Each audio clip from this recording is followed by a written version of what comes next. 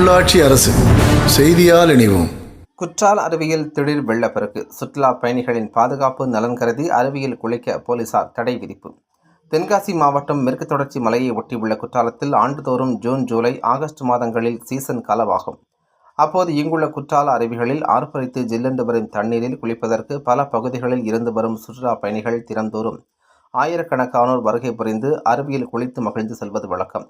இந்த ஆண்டு சீசன் முடிவற்ற நிலையில் தொடர்ந்து நவம்பர் மாதம் வரைக்கும் அருவியில் தண்ணீர் வரத்து என்பது தொடர்ந்து கொட்டி வருவதால் இரண்டாம் கட்ட சீசனால் சுற்றுலா பயணிகள் மகிழ்ச்சியடைந்துள்ளனர். மேலும் இங்குள்ள குற்றாலம், மெயின் அருவி, சிற்றருவி, ஐந்தருவி, புலியருவி, பழைய குற்றால அருவிகளில் ஜில்லென்று குளிர்ந்து ஆர்ப்பரித்து வரும் தண்ணீரில் சுற்றுலா பயணிகள் ஆனந்தமாக குளித்துவிட்டு மகிழ்ந்து செல்கின்றனர்.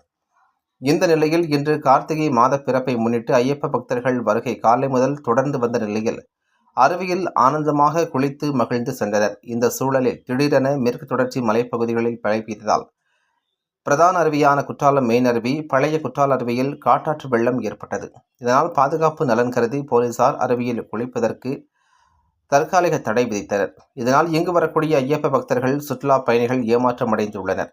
இருப்பினும் புலியருவி, ஐந்தருவிகளில் குளித்து மகிழ்ந்து சென்றனர்.